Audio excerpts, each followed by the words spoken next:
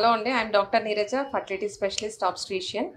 So నాకొచ్చే పేషెంట్స్‌లో కొంతమందికి ఎక్స్‌పర్ట్ ఒపీనియన్ కావాల్సి ఉంటుంది. సో ఇప్పుడు మనతో ఉన్నారు doctor Shashikanth and sir renowned plastic surgeon అండి అండ్ కాస్మెటిక్ సర్జన్.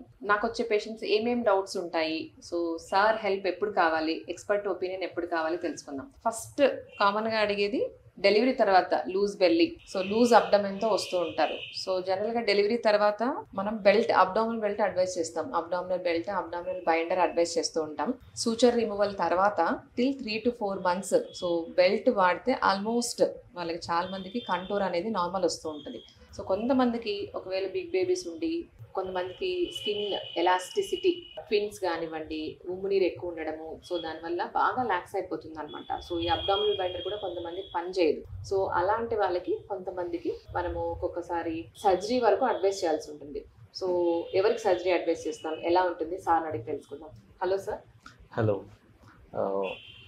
జనరల్గా ఇట్లా అబ్డమెన్ రీషేపింగ్, ల్యాక్స్ అబ్డమెన్ అంటే లూజ్ అబ్డమెన్ రకరకాలు ఉంటాయి. ఒకటి స్కిన్ వరకు లూజ్ ఉండడం, ఇంకొకటి స్కిన్ తర్వాత ఉండే మన మజిల్స్ అంటే కండరాలు, ఈ కండరాలు కూడా ఒక్కొక్కసారి స్ట్రెచ్ అయిపోయి అవి కంప్లీట్గా మళ్ళీ బ్యాక్ ఒరిజినల్ స్టేట్కి వెళ్ళకపోవడం. ఇట్లా రెండు కాంపోనెంట్స్ ఉంటాయి అన్నమాట. సో ఈ రెండింటిని కరెక్ట్ చేస్తాం.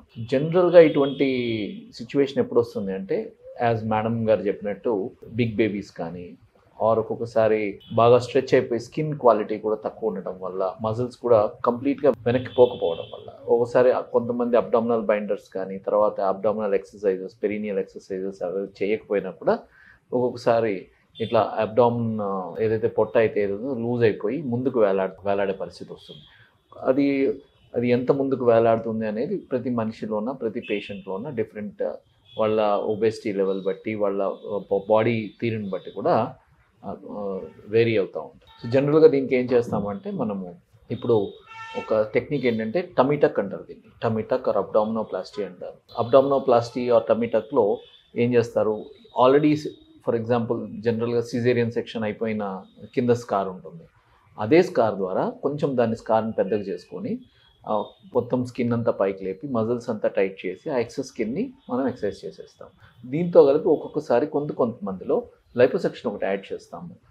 ఏమవుతుందంటే, లైపోసెక్షన్ అనేది సైడ్న ఉన్న ఫ్యాట్, కొంచెం పైన ఉన్న ఫ్యాట్ అదంతా కూడా తగ్గిస్తే స్కిన్ కొంచెం బాగా కింద వచ్చి అబ్డామినల్ షేపింగ్ కూడా మనం బాగా కరెక్ట్గా చేయవచ్చు. సో దీని టర్మ్ ఏంటి, లైపో అబ్డామినోప్లాస్టీ అంటారు. సో అలా మల్టిపుల్ టెక్నిక్స్ యూజ్ చేసి మనం అబ్డమన్ని రీషేప్ చేయొచ్చు. సో డెలివరీ తర్వాత ఏ టైం వరకు వాళ్ళు ఎక్సర్సైజ్ కానివ్వండి, బైండర్ వరకు మనము చెప్తాము, దాని తర్వాత ఎప్పుడు సర్జరీ అడ్వైస్ చేస్తాం?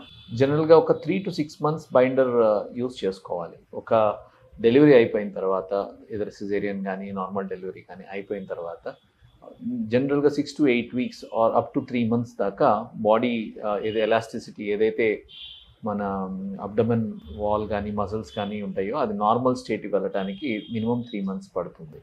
ఆ తర్వాత కూడా మనం మినిమం సర్జరీ చేయడానికి 3 to 6 months ఆర్ ఒక్కొక్కసారి సమ్టైమ్స్ 1 year కూడా వెయిట్ చేస్తాం. అండ్ ఇంకొక రూల్ ఏమిటంటే, అబ్డామినోప్లాస్టీ అని చేసే ముందు వాళ్ళ ఫ్యామిలీ కూడా కంప్లీట్ అయి ఉండాలి. సో ఎందుకంటే మనం అంతా రిపేర్ చేసి మంచి షేప్ ఇచ్చిన తర్వాత వాళ్ళు నెక్స్ట్ ప్రెగ్నెన్సీ వెళ్ళాలనుకుంటే మళ్ళీ స్ట్రెచ్ అయిపోతుంది. సో దానివల్ల మనం చేసిన సర్జరీ ఎఫెక్ట్ అంతా కూడా పోతుంది. సో అందువల్ల జనరల్గా ఫ్యామిలీ కంప్లీట్ అయిన వాళ్ళకే మనము ఇది చేయడానికి ప్రిఫరెన్స్ ఇస్తాం. సో సార్ చెప్పినట్టు ఎవరైతే ఫ్యామిలీ కంప్లీట్ అయిన వాళ్ళు తర్వాత 3 to 6 months ఎక్సర్సైజ్ అన్ని రకరకాలుగా బెల్ట్లు అన్నీ వాడిన తర్వాత ఎవరికైతే ఆ లాక్సిటీ కంటిన్యూ అవుతుందో, సో ఎవరికైతే ప్రాబ్లం కాస్మెటిక్గా సో ప్రాబ్లం ఉంటుందో వాళ్ళు తప్పనిసరిగా అబ్డామినోప్లాస్టీ, టమీ టక్ వెళ్ళొచ్చు, సర్జరీకి వెళ్ళొచ్చు. Thank you.